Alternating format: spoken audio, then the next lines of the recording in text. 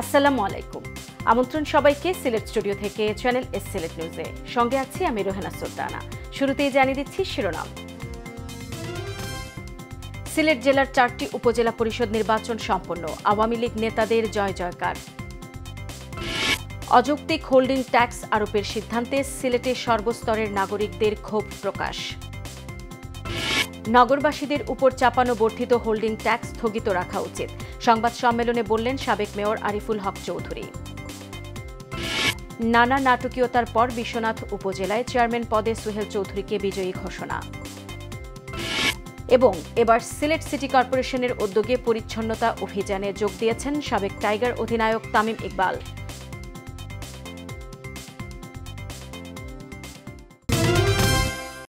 শুনছিলেন শিরোনাম, এবারে বিস্তারিত।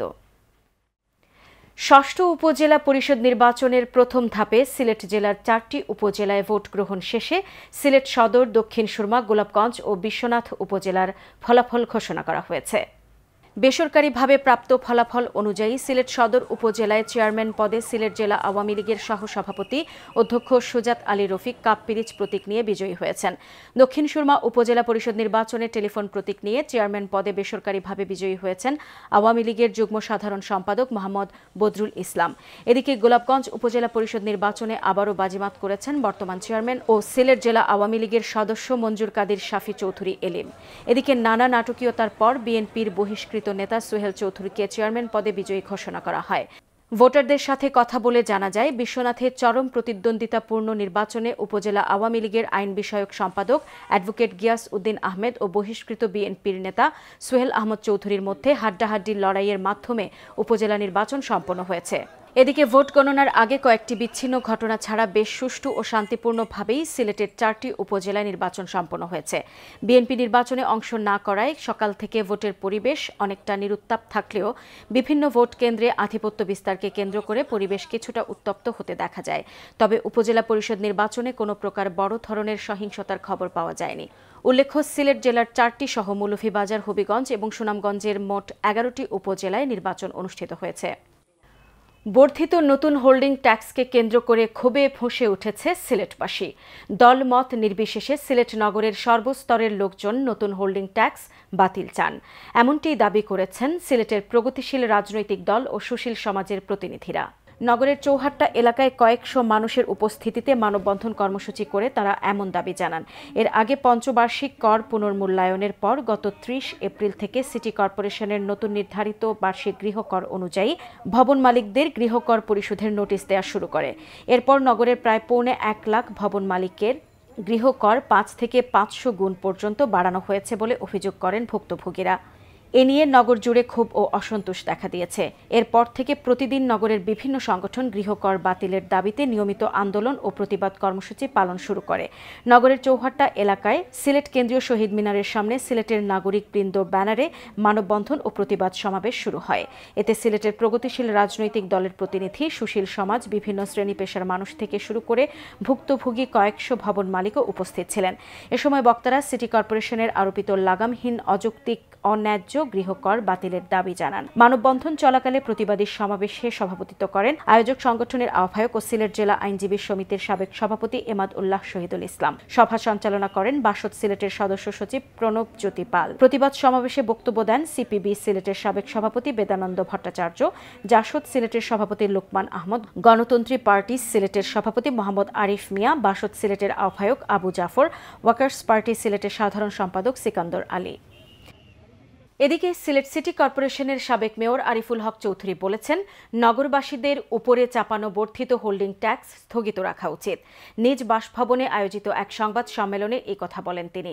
সাবেক মেয়র আরও বলেন, হোল্ডিং ট্যাক্স বাড়ানোর আগে সেবাগ্রহীতাদের সাথে আলাপ করা উচিত ছিল। সেক্ষেত্রে গণশুনানি করে হোল্ডিং ট্যাক্স বাড়ানোর বিষয়ে সিদ্ধান্ত নেওয়া যথার্থ হতো। তাই বর্তমান পরিস্থিতি বিবেচনায় বর্ধিত হোল্ডিং ট্যাক্স আদায় স্থগিত করা উচিত। এই প্রসঙ্গে নতুন পরিষদের কর্মকর্তাদের অদক্ষতার অভিযোগ অভিযোগ তুলে আরিফুল হক চৌধুরী বলেন, নতুন মেয়রকে সঠিকভাবে পরামর্শ ও দিক নির্দেশনা দিচ্ছেন না সিটি কর্পোরেশনের কর্মকর্তারা, যার ফলে উদ্ভূত পরিস্থিতির সৃষ্টি হয়েছে। বর্ধিত হোল্ডিং ট্যাক্সের বিষয়ে তার উপর আনীত অভিযোগ প্রসঙ্গে সাবেক মেয়র বলেন, সিটি কর্পোরেশনে তার মেয়াদে নতুন করে হোল্ডিং ট্যাক্স বাড়ানোর সিদ্ধান্ত নেওয়া হয়েছিল, তবে করোনা পরিস্থিতি, দ্রব্যমূল্যের ঊর্ধ্বগতি বিবেচনা করে সেটা আর বাস্তবায়ন করা হয়নি, স্থগিত করা হয়েছিল। তাই তার উপর আনীত অভিযোগকে একটি ভুল বোঝাবুঝি উল্লেখ করে আরিফুল হক নতুন পরিষদকে নাগরিক সমাজের প্রতিনিধিদের সাথে বসে হোল্ডিং ট্যাক্স সহনীয় পর্যায়ে নিয়ে আসার আহ্বান জানান। নগরের উন্নয়নের জন্য হোল্ডিং ট্যাক্স আদায় একটি গুরুত্বপূর্ণ বিষয় বলেও জানান আরিফুল হক চৌধুরী। বিসমিল্লাহ ইউকে চ্যারিটি সংগঠনের উদ্যোগে সুবিধা বঞ্চিত অসচ্ছল প্রায় ৩০০ চক্ষু রোগীদের মাঝে ফ্রি চিকিৎসা সেবা প্রদান করা হয়েছে। বিস্তারিত দেখুন আমাদের মৌলভীবাজারের হেড অফ নিউজ খালেদ চৌধুরীর প্রতিবেদনে। ক্যামেরায় ছিলেন SM ফজলু। বিসমিল্লাহ ইউকে চ্যারিটি সংগঠনের উদ্যোগে এবং মৌলভীবাজার বিএনএসবি চক্ষু হাসপাতাল ও দি ফ্রেন্ড হলোজ ফাউন্ডেশন অস্ট্রেলিয়ার সহযোগিতায় মৌলভীবাজার সদর উপজেলার 10 নম্বর নাজিরাবাদ ইউনিয়নের দশকানিয়া বাগান বাড়িতে প্রায় 300 চক্ষু রোগীদের মাঝে ফ্রি চিকিৎসা সেবা প্রদান করা হয়েছে। এতে সংগঠনের সভাপতি ফয়সাল আহমদ আকন্দের সভাপতিত্বে ও সাধারণ সম্পাদক রিপন আহমদের সঞ্চালনায় প্রধান অতিথি হিসেবে উপস্থিত থেকে দিনব্যাপী এই ফ্রি চক্ষু ক্যাম্পের আনুষ্ঠানিকতার শুভ উদ্বোধন করেন মৌলভীবাজার সরকারি কলেজের অধ্যক্ষ প্রফেসর দেবাশিস দেবনাথ। অনুষ্ঠানে এছাড়াও বিশেষ অতিথি হিসেবে উপস্থিত ছিলেন মৌলভীবাজার বিএনএসবি চক্ষু হাসপাতালের সহসভাপতি ও বাসস মৌলভীবাজার জেলার প্রতিনিধি ডক্টর সাদিক আহমদ, দৈনিক ইত্তেফাক পত্রিকার জেলার প্রতিনিধি নজরুল ইসলাম মুহিব, মৌলানা আজাদুর রহমান আজাদ, বিএনএসবি চক্ষু হাসপাতালের পাবলিক রিলেশনস অফিসার দেওয়ান রুহুল আমিন চৌধুরী, বিশিষ্ট মুরব্বী আব্দুল করিম সহ আরও অনেকে। সভায় বক্তারা সকলেই এই উদ্যোগের জন্য বিসমিল্লাহ ইউকে চ্যারিটি সংগঠনের প্রতি কৃতজ্ঞতা প্রকাশ করে বক্তব্য রাখেন। এই সংগঠনের সাথে যারা জড়িত রয়েছেন তাদের সকলকে আমার পক্ষ থেকে কৃতজ্ঞতা প্রকাশ করছি। আমি মনে করি যে ফসল এখন তো যে কাজটা করে সেই তার মতো আরো 10টা লোক যদি এগিয়ে আসতো তাহলে আমাদের আর্থসামাজিক অবস্থার উন্নতি হতো। আমরা প্রত্যন্ত করে থাকি এই দরিদ্র মানুষগুলোর জন্য। আমি ধন্যবাদ জানাচ্ছি ইউকে ট্রাস্ট, বিসমিল্লাহ ইউকে ট্রাস্ট অথরিটিকে যারা এটা করেছেন। প্রধান অতিথির বক্তব্যে অধ্যক্ষ প্রফেসর দেবাশিস দেবনাথ সংগঠনের এমন মহতি উদ্যোগের প্রতি গভীর প্রশংসা ব্যক্ত করেন। একটা মহৎ কাজ, এসব কাজে অংশগ্রহণ করতে আমরা নিজেরা অনেক সময় ভালো কাজ করি না, কিন্তু অন্যরা যখন ভালো কাজ করে তাদেরকে আমাদের উচিত উৎসাহিত করা। সংগঠনের সভাপতি ফয়সাল আহমদ আকন একান্ত এক সাক্ষাৎকারে জানান, আমাদের বিসমিল্লাহ ইউকে সংগঠন সবসময় বাংলাদেশে প্রত্যেকবারের মতন একটা প্রোগ্রাম করিয়া আসিতেছে। প্রত্যেক বছরই আমাদের এইভাবে আমরা সংগঠনের মাধ্যমে মানুষের সহযোগিতা করিয়া যাব। ফ্রি সেবা নিতে আসা রোগীরাও কৃতজ্ঞতা প্রকাশ করে তাদের অভিব্যক্তি ব্যক্ত করেন। এটা তো কত সুবিধা হইল, বিনামূল্যে চিকিৎসা পাইলা, অঞ্চলে গাড়ি দিলা, এটা তো কত একটা আনন্দ। আমরা সকলেই উপকৃত যে আয়োজন করা করছেন, উনারে আমরা ধন্যবাদ জানাই। ফ্রি চক্ষু ক্যাম্পে আগত 300 রোগীর মধ্যে 40 জন বাছাইকৃত চক্ষু রোগীদের বিএনএসবি চক্ষু হাসপাতালে বিনামূল্যে অপারেশন করিয়ে দেওয়া হবে।